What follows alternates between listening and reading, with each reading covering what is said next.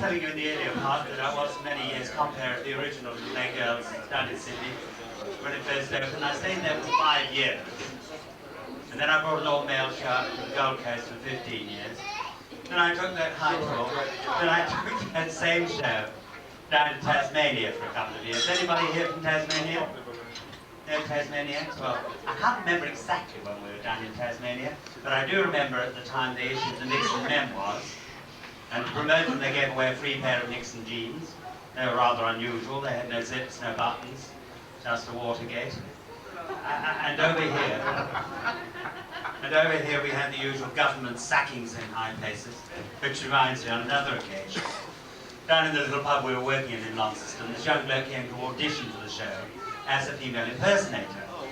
But he did confide in me that for this particular sort of work he had a bit of a handicap. You know what I mean? He was rather over-endowed after his luck. So I said, well really that's nothing to worry about. But I would advise you, if you get a job in a drag show as a female impersonator, every night before you go to work, fill a bath full of cold water, put plenty of ice blocks in there, hop in and stay there until your Senator withers.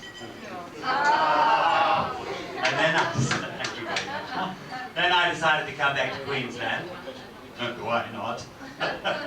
Queensland. So I did. I worked up bits of bloody slow tonight. So I put on a new show at the top of the state in Brisbane. New all-male show. I got new pantyhose for all the kids in the show.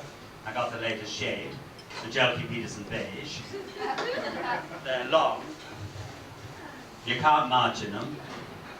You definitely can't strike in them. But they're guaranteed to look after your peanuts, which is something. Supposing you have them, that is. Some just have, some just haven't. Which reminds me, on another occasion down in Launceston, I got into the little pub where we were working rather early one evening and I was dying for a wee. Now the closest toilet to the dressing room was the ladies. And I thought, oh what the hell, there's nobody here. So I hopped in there, I was standing there having a wee and this woman came in. Well, she screamed. She said, "Here, this is for ladies!" I said, "No, what do you only think this is for?"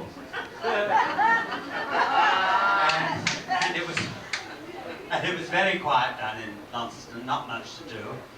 Apart from that, you know. It makes your arm ache, doesn't it? So I caught up on my reading and I learned some very unusual things. For instance, did you know that Kung Fu did not actually start in the East?